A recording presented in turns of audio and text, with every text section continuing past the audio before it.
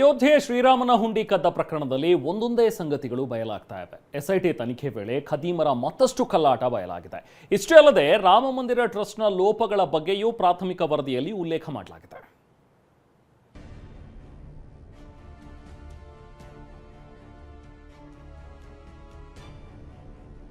ಮೊದಲು 500, ಬಳಿಕ ನೋಟುಗಳ ಬಂಡಲ್.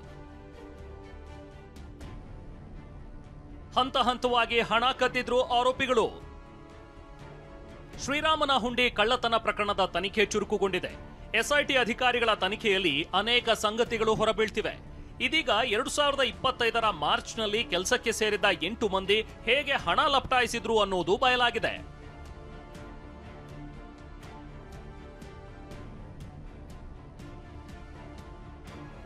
ಆರೋಪಿಗಳು ಕೆಲಸಕ್ಕೆ ಸೇರಿದ 2-3 ತಿಂಗಳಲ್ಲಿ ಹುಂಡಿಗೆ ಕನ್ನ ಹಾಕೋದಕ್ಕೆ ಶುರು ಮಾಡಿದ್ರು. ಮೊದಲಿಗೆ 6 ಮಂದಿ ಕಳ್ಳತನ ಆರಂಭಿಸಿದ್ರು. ಮೊದಲು 500 ರೂಪಾಯಿ ಕದಿತಾ ಇದ್ದ ಖದೀಮ್ರು 1 ಅಥವಾ 2 ನೋಟು ಎಗರಿಸ್ತಾ ಇದ್ರು. ಕ್ರಮೇಣ ದೊಡ್ಡ ಮೊತ್ತಕ್ಕೆ ಕೈ ಹಾಕಿದ್ರು. ತಲಾ 10 ನೋಟುಗಳ ಬಂಡಲ್ಗಳನ್ನ ಕದಿಯೋದಕ್ಕೆ ಮುಂದಾದ್ರು. ಹೀಗೆ ಹಣ ಕದ್ದವರ ಪೈಕಿ 7 ಜನ ಕದ್ದ ಹಣದಲ್ಲೇ ಆಸ್ತಿ ಖರೀದಿ ಮಾಡಿದ್ದಾರೆ. ಮತ್ತೊಬ್ಬ ಆರೋಪಿ ತನ್ನ ತಂದೆಯ ಹೆಸರಿನಲ್ಲಿ ಆಸ್ತಿ ಮಾಡಿದ್ದಾನೆ. ಎಸ್ಐಟಿ ತನಿಖೆ ವೇಳೆ ಮತ್ತಷ್ಟು ಸಂಗತಿಗಳು ಬಯಲಾಗಿವೆ. 9 ಪುಟಗಳ ಪ್ರಾಥಮಿಕ ವರದಿಯಲ್ಲಿ ರಾಮ ಮಂದಿರದಲ್ಲಿ ಕಳ್ಳತನದ ಬಗ್ಗೆ ಸುದೀರ್ಘವಾಗಿ ವಿವರಿಸಲಾಗಿದೆ. ಎಸ್ಐಟಿ ವರದಿಯಲ್ಲಿ ರಾಮ ಮಂದಿರ ಮೇಲ್ವಿಚಾರಣೆಯಲ್ಲಿ ಲೋಪದ ಬಗ್ಗೆ ಉಲ್ಲೇಖಿಸಲಾಗಿದೆ. ಹುಂಡಿ ಎಣಿಕೆ ಪ್ರಕ್ರಿಯೆಯಲ್ಲಿ ಶಿಷ್ಟಾಚಾರ ಉಲ್ಲಂಘನೆಯಾಗಿದೆ. ಎಣಿಕೆ ಸದಸ್ಯರು ನಿಗದಿತ ಭದ್ರತಾ ಶಿಷ್ಟಾಚಾರ ಪಾಲಿಸಿಲ್ಲ. ಮೇಲ್ವಿಚಾರಣೆಯಿಂದ ಅಪರಾಧಕ್ಕೆ ಅನುಕೂಲಕರ ಪರಿಸ್ಥಿತಿ ನಿರ್ಮಾಣ ಮಾಡಲಾಗಿತ್ತು. ಅದರಲ್ಲೂ ಚಂಪತ್ ರಾಯ್ ಆಪ್ತ ಟಿನ್ನು ಯಾದವ್ ನಿಯಮ ಉಲ್ಲಂಘಿಸಿದ್ದು ಲಿಖಿತ ಅನುಮತಿ ಇಲ್ಲದೆ ಹುಂಡಿ ಪೆಟ್ಟಿಗೆ ಕೀಲಿ ನಿಯಂತ್ರಿಸಿದ್ದ. ಈ ಅನೌಪಚಾರಿಕ ವ್ಯವಸ್ಥೆ ಮುಂದುವರಿಸಲು ಮೇಲ್ವಿಚಾರಣೆ ಅಧಿಕಾರಿ, ಎಣಿಕೆ ಉಸ್ತುವಾರಿ ಸುಭಾಷ್ ಶ್ರೀವಾಸ್ತವ ಕಾರಣ ಅಂತ ಎಸ್ಐಟಿ ತನ್ನ ತನಿಖಾ ವರದಿಯಲ್ಲಿ ಉಲ್ಲೇಖಿಸಿದೆ.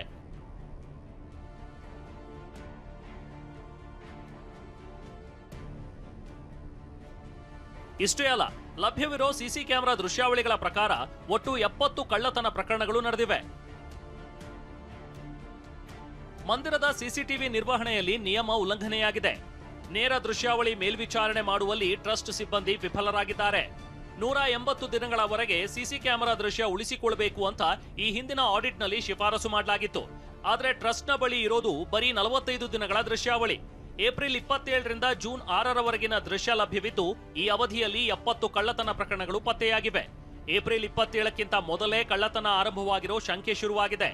ಆರೋಪಿಗಳು ಬಟ್ಟೆ, ಜೇಬ್, ಬೂಟ್, ಗುಪ್ತ ಸ್ಥಳಗಳಲ್ಲಿ ನೋಟುಗಳ ಬಂಡಲ್ಗಳನ್ನ ಬಚ್ಚಿಟ್ಕೊಂಡಿರೋ ದೃಶ್ಯ ಕೂಡ ಸೆರೆ ಸಿಕ್ಕಿದೆ. ಕದ್ದ ಹಣ ಎಣಿಸ್ತಾ ಇರುವ ದೃಶ್ಯವೂ ರೆಕಾರ್ಡ್ ಆಗಿದೆ. ಖದೀಮರಿಗೆ ಸಹಾಯ ಮಾಡಿದವರ ಬಗ್ಗೆಯೂ ವರದಿಯಲ್ಲಿ ಉಲ್ಲೇಖಿಸಲಾಗಿದೆ.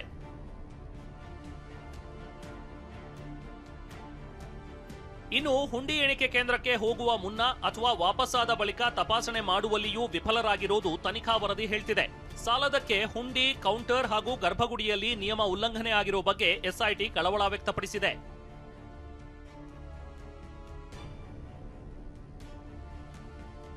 ಈ ಬೆನ್ನಲ್ಲೇ ಚಂಪತ್ ರಾಯ್ ಕೋಟಿ ಬೆಲೆಯ ಕಾರಿನಲ್ಲಿ ಓಡಾಡಿರೋ ವಿಡಿಯೋ ವೈರಲ್ ಆಗಿದೆ.